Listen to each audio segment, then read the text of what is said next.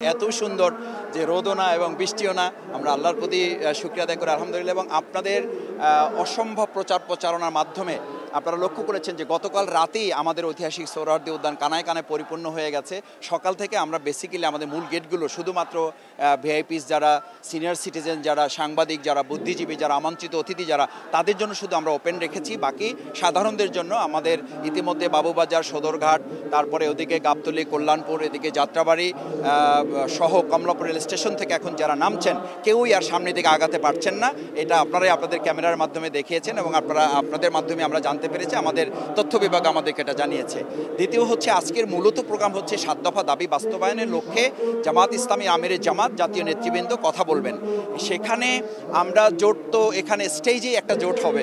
আপনারা লক্ষ্য করবেন যেখানে আমরা যারা এই দাবিগুলোর সাথে একমত, সেই সমস্ত জাতীয় পর্যায়ের নেতৃবৃন্দ যারা সংগঠনগুলো আছে, আমরা যাদের সাথে একসাথে ফ্যাসিবাদ বিরুদ্ধে আন্দোলন করেছি, তারা এখানে আসবেন, বক্তব্য রাখবেন।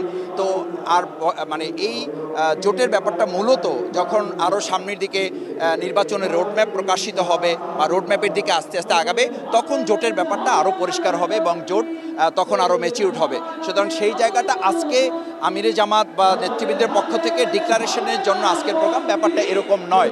তবে আজকের এটার মধ্য দিয়ে আগামী দিনে কী ধরনের জোট হতে যাচ্ছে তার একটা চিত্র এখান থেকে জাতির কাছে মেসেজ যাবে বলে মনে করি এবং জাতীয় একটা মেসেজ এখান থেকে তারা ধারণ করতে পারবে। পল্টন ময়দানে হয়েছে, অন্যান্য মাঠে হয়েছে। তো ঐতিহাসিক সোহরাওয়ার্দী উদ্যানে বিভিন্ন কারণে বিভিন্ন সময় জামাতের উপরে অন্যায়ভাবে আমাদেরকে প্রোগ্রাম করতে দেওয়া হয় নাই। আপনারা জানেন যে আমরা যে প্রোগ্রাম ডিপ্লোমা ইঞ্জিনিয়ার্স ইনস্টিটিউশনে করেছি, এখানে রমনা ইনস্টিটিউশনে, সেই প্রোগ্রামটির জন্য কিন্তু আমরা ঐতিহাসিক সোহরাওয়ার্দী উদ্যানে করার জন্য তৎকালীন যে অবৈধ আওয়ামী লীগ সরকার ক্ষমতায় ছিল তাদের কাছে চেয়েছিলাম। তারা অত্যন্ত অন্যায়ভাবে তারা নিজেরা প্রোগ্রাম করেছে, অন্যান্য অনেক ছোট দলকে করতে দিয়েছে, আমাদেরকে করতে দেয় নাই। তার অর্থ ছিল জামাতের উপরে তারা অন্যায় করেছে, অবিচার করেছে, দমিয়ে রেখেছে। তারা মনে করতো যে জামাতকে দমিয়ে রাখা যায়। আজকে প্রমাণ হয়েছে অন্যায় করে, অত্যাচার করে, খুন গুম করে, ফাঁসিতে ঝুলিয়ে, রিমান্ডে নিয়ে তাদের কোনো একটা আদর্শবাদী দলকে বা জনগণের মানুষের ভালোবাসার কোনো দলকে শেষ করে দেওয়া যায় না।